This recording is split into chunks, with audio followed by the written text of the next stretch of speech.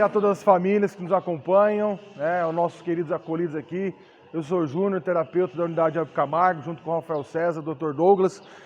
Hoje mais uma reunião sobre amor exigente, né, famílias? E é uma reunião, né, no qual nós vamos trazer o tema que já foi falado na semana passada, né, que é o princípio deste mês, né, do mês de março, que é o princípio protetor, né? E aí, quando a gente fala de princípio protetor, as famílias que acompanharam a reunião da semana passada do Rafael César, né, e hoje, né, já sabe um pouco sobre o que significa esse princípio protetor, que é um instinto, né, natural de todos os pais, todas as mães, né, daquelas pessoas que cuidaram de vocês, né, nossos acolhidos. É um instinto natural, aquele instinto protetor. Só que esse instinto protetor, quando não usado de maneira correta, coerente, seguindo alguns padrões, no decorrer da nossa adicção, acaba fazendo com que nós não sejamos educados de maneira correta, né?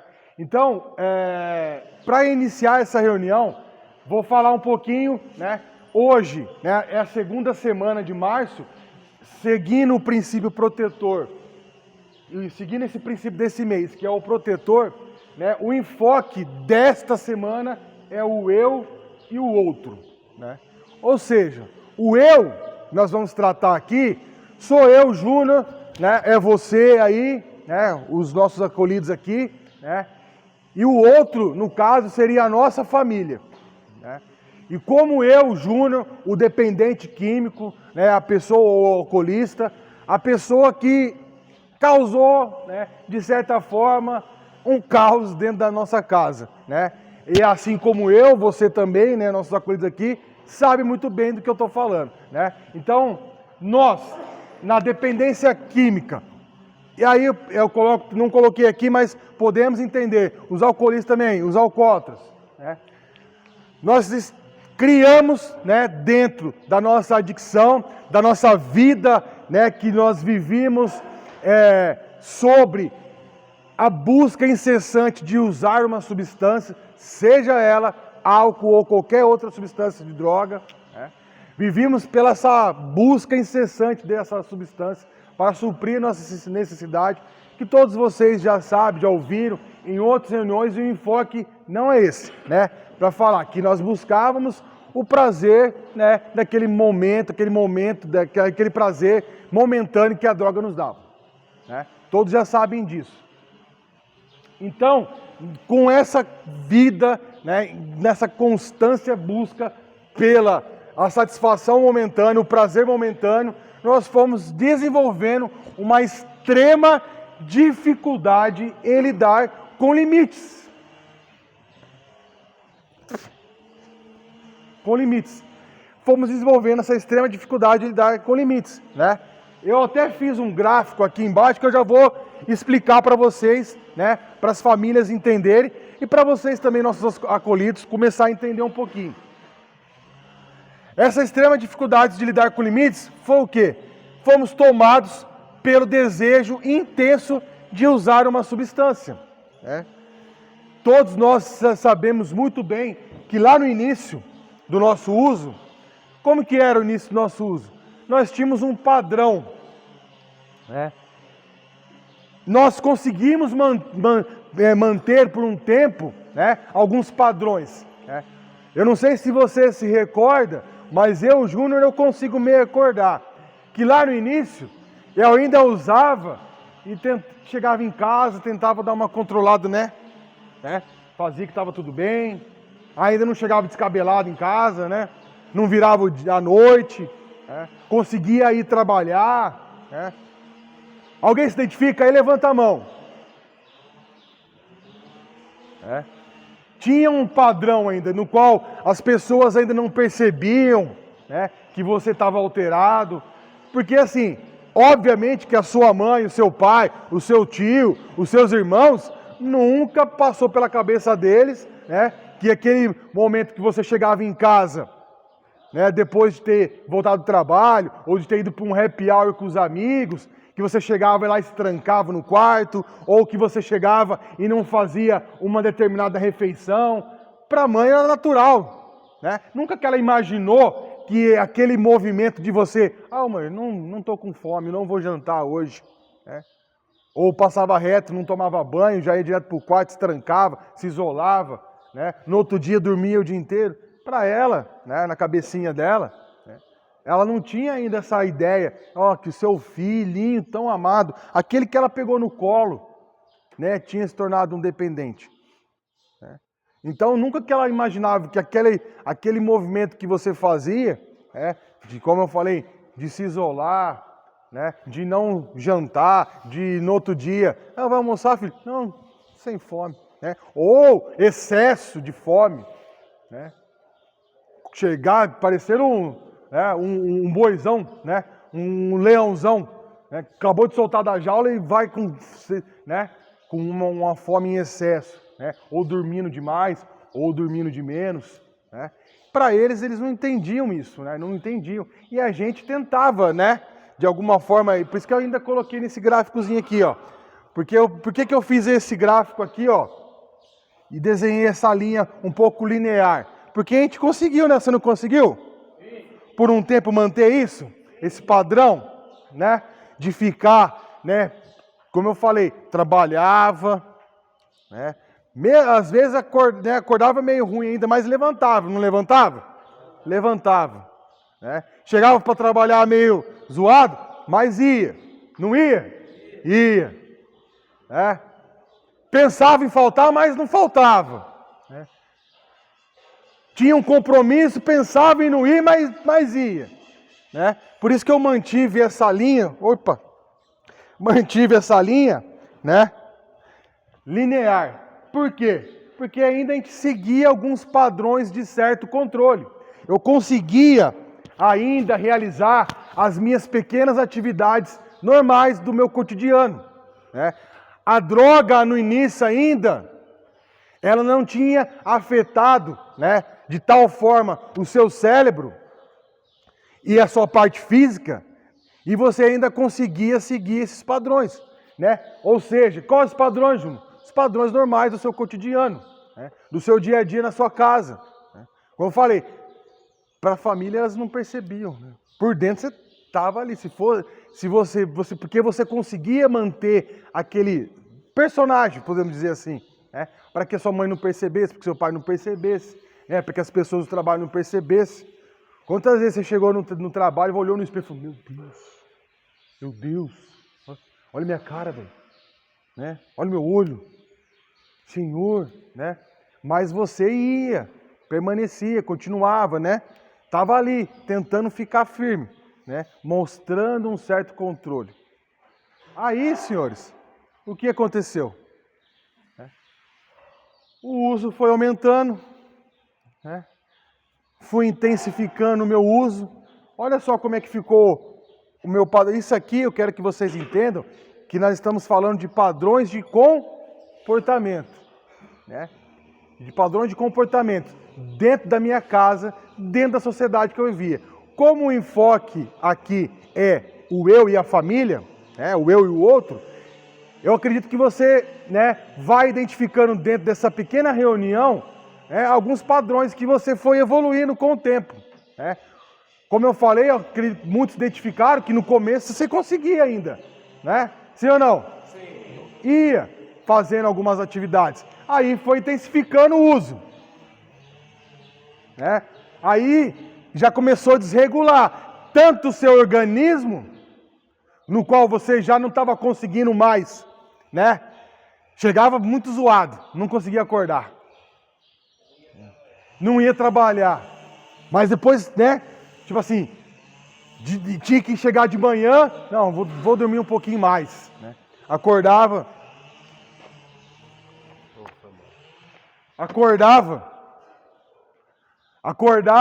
né? 10, 11 horas da manhã e depois ia trabalhar depois do almoço. Né? Tinha um compromisso, ô patrão, né? Eu vou chegar um pouquinho atrasado aí, mas eu vou, tá? Ia, né? Mas tentava dar uma amenizada na situação, né? Aí já começa, por que já começa a desregular aqui também, na questão de comportamento familiar?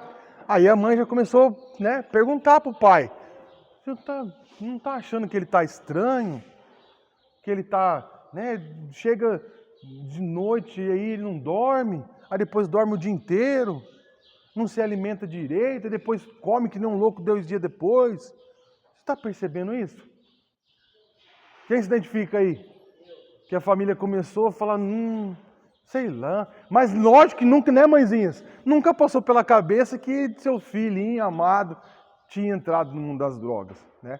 Mas já começou a acender aquela luzinha, né? Não sei não. Já pergunta para a vizinha, né? O que a vizinha acha? Eu tenho um amigo, né? Tem um filho de uma amiga, né? Que aconteceu a mesma coisa. Aí já começa a despertar algumas desconfianças, né? A família começa a perceber o seu comportamento que está alterado, ou você chega muito agressivo, ou você chega muito calmo, ou você não quer conversar, né? Tá todo mundo reunido para almoçar e você não quer almoçar. Você já começa a faltar mais vezes no trabalho. Tudo isso começa a acontecer, né? E a família, obviamente, começa a se afetar também, né? Comecem a perceber que nesse momento, né, aquilo que sua mãe antes não se preocupava com você aqui, e aí você ainda conseguia, né, passar despercebido, nesse momento aqui, a sua mãe, seu pai, a sua tia, aquela pessoa que te criou, eles já começam a se alterar emocionalmente falando, né, dependente de você, né?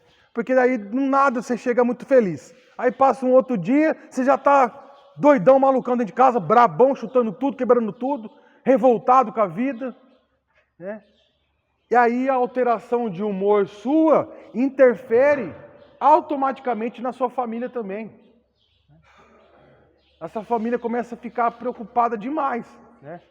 Por simples fato de você, né? Aí você não consegue mais parar emprego nenhum. Entra, fica 1 mês, 2 meses, já começa a achar um monte de defeito e já sai do emprego. Não consegue se manter em relacionamentos. Amigos, hora você está com uma galera, outra você está com outra, não consegue manter, né, essa estabilidade com relacionamentos de tanto com namorada, né, e também com pessoas, com os amigos que você vai fazendo. No trabalho falta demais, aí é mandado embora, arruma outro e assim vai, né? Dentro de casa é aquela pessoa que começa a se isolar demais, né?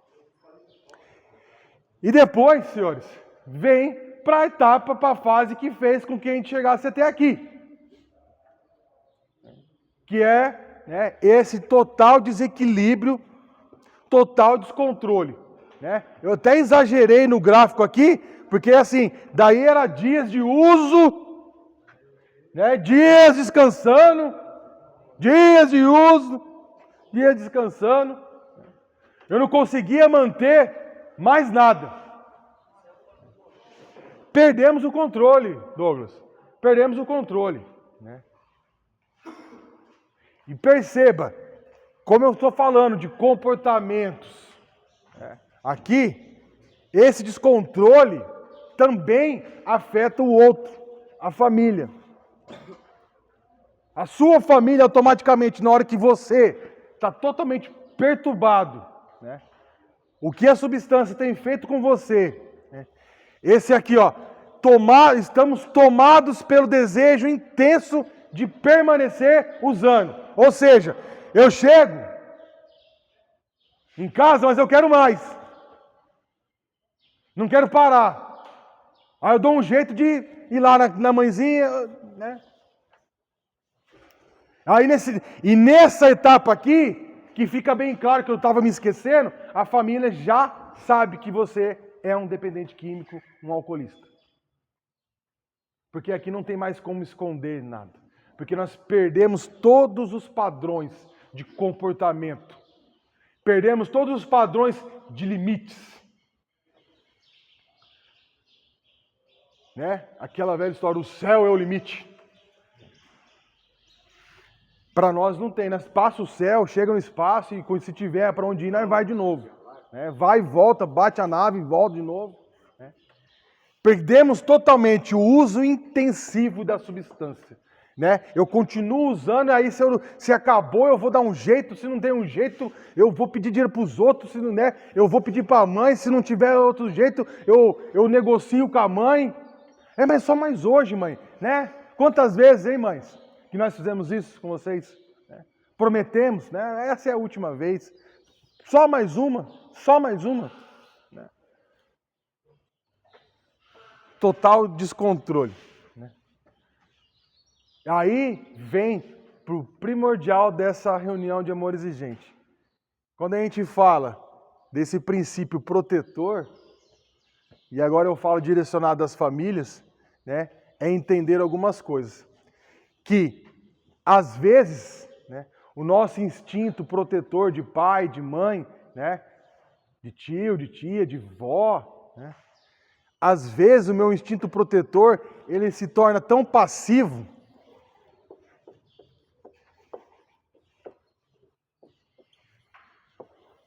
que eu aceito todas as condições só para ver o meu ente querido, para ver o meu filhinho bem. Eu aceito as condições que, olha só como que existe uma inversão de valores. Né? A posição nossa de filhos deveria ser qual? Né? Aceitar as condições dos pais, né? E quando o pai fala não, é não. Mas quantas vezes você ouviu não e você discutiu, resmungou, fez birra, brigou, chorou, deu soco na parede, você quebrou o celular, ameaçou que ia sair de casa? Quantas vezes? Várias vezes, inúmeras vezes. Né? E aí, esse instinto protetor, com medo de perder você, fazia o quê? Aceitava as suas condições. Olha a inversão de valores. Aceitava, era o, né, podemos dizer, omisso, fazia vista grossa, deixava você até usar dentro de casa. É melhor ir dentro de casa do que na rua.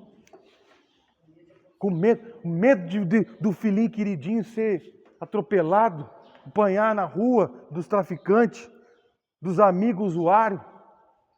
Aí a família permitia, né, achando, né, famílias, que nós estávamos protegendo os nossos filhos, na verdade nós estávamos empurrando um pouquinho mais para a destruição, né? Porque o controle já havia se perdido. E os limites, olha, para as famílias, os limites do adicto, do dependente químico, do alcoolista, quando ele está no uso intensivo de uso de substância psicoativa, né, que altera somente o seu humor, ele não tem limite. Né? O limite é sempre a próxima dose. Né? Esse é o nosso limite, não é verdade? O meu limite é o que eu vou fazer para conseguir a próxima dose. Né? E depois que termina, eu vou para outro e assim vai. Né? Enquanto existir fôlego, né? Enquanto existir disposição, e olha que nós na adicção, nós arrumamos disposição, hein? Pode estar arrebentado, com o pé tudo zoado, né? Suado, fedido, mas nós continua. Não é verdade? Persiste, né? E aí, o resultado é um só. Falência. Material, física e emocional. E essa falência, senhores, né, não é sua só não. Quantas vezes a sua mãe, o seu pai, para te proteger, pagou conta sua com traficante? Pagou conta no bar para você? Quantas vezes, né, uma conta que você estava com o dinheiro separado para pagar, você gastou com droga e sobrou para o seu pai pagar para você? Quantos celulares você vendeu e o seu pai comprou outro para você? Né? Simplesmente tomado pelo total desespero, a sensação de que eu preciso fazer alguma coisa para proteger o meu filho. Só que mal sabia eles, né, que o proteger acabou fazendo a família adoecer junto. A família ficou totalmente adoecida. De todas as formas, né? Material, física, emocional. Isso eu já falei em outras reuniões, né? Eu acredito que vocês devem se identificar comigo. Quantas vezes a mãezinha sua fica acordada esperando você chegar? Quantas noites acordadas, mães? Emocionalmente falando, né? A mãe, o pai, a esposa, né? Fica sempre esperando qual que vai ser o próximo descontrole emocional seu. Né? Aí eles ficam totalmente também descontrolados emocionalmente. Não conseguem ter equilíbrio, chora demais. Né? Quantas vezes, falando de mim aqui, eu acredito que alguns vão se identificar. Eu cheguei no quarto sem saber de nada, né? E pegava minha mãe chorando. O que está acontecendo, mãe? Nada, filho. Não é nada, filho. Não está acontecendo nada. Mas o que está... Né, para mim, né, para o Júnior, estava... Ah, mas está tudo bem. Não, filho, tá tudo bem. Que, né? Alguém se identifica? Daí, depois, né? Quantas vezes você chegava de noite, de madrugada, e ela ainda estava lá esperando você. Né? Ou cansada, né, de mandar tanta mensagem e você nem responder. Véio. Então, não tem como, viu, senhores? Essa decisão de continuar usando sempre vai ser sua. Né? Mas nunca esqueça, né, que na hora que você se joga para o precipício, a sua família vai junto. Véio. Porque eles estão ligados em você de forma emocional. Dependentes de você. Quando a gente fala, e eu falo para as famílias na sexta-feira que nós precisamos ter um desligamento emocional, não é que as famílias não te amem mais, não é que as famílias te abandonem aqui, não é que as famílias não cuidem de você, mas que as famílias entendam que proteção não significa ser passivo e admitir tudo. Admitir que você faça o que você quiser. Proteção significa estabelecer limites. Senhores. Para nós, falando de, né, adicto para adicto, uma coisa que nós não estávamos acostumados é saber que existe limite. Nós sempre vivemos por um segundo, por uma última dose, por uma última porção da minha substância. Né? Sempre aquele mesmo pensamentinho de auto-engano, vai ser a última. Né? E aí vai. E o limite, onde ele está? Não existe. Né? Então, famílias, né? Quando os seus filhos voltarem para casa, seus esposos, seus pais, entendam que amar e proteger não tem nada a ver com aceitar passivamente que eles façam tudo. Proteger não é aceitar que eles imponham as regras, porque as regras são impostas pelos pais, pelas famílias. Ah, mas eu quero decidir por mim mesmo. Tudo bem, é um direito seu. Porém, quem lembra do Chaves? Toma sua trouxinha nas costas e vaza. Deixa o seu pai e a sua mãe tranquilinho. Mas eu já te adianto, eles não vão ficar. Porque você acha que pai e mãe vai viver em paz nem sabendo onde o filho está? Não vai. Então entenda que qualquer decisão que você tomar, né? Eu quero continuar usando mesmo, e é assim que eu vou fazer. Tá tudo bem, irmão. Mas nunca esqueça que alguém vai estar sofrendo por você, velho. Então, para finalizar, famílias, proteção significa estabelecer limites. E amar não é ceder tudo. É entender que o amor existe limites. Sim, né? Tem essa velha história que as pessoas falam, né? O amor não tem limites. Tem sim. O amor, né, não significa que a pessoa tem que entregar os seus valores, não que significa que a pessoa tem que ceder a tudo. Né? O amor significa que as pessoas têm que estabelecer uma conexão de respeito.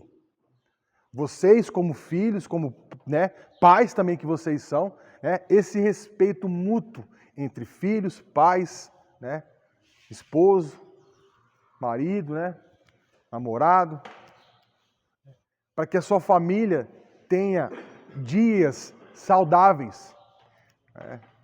Você sabe qual que é o maior sonho da sua mãe, do seu pai? É que você volte àquela pessoa saudável.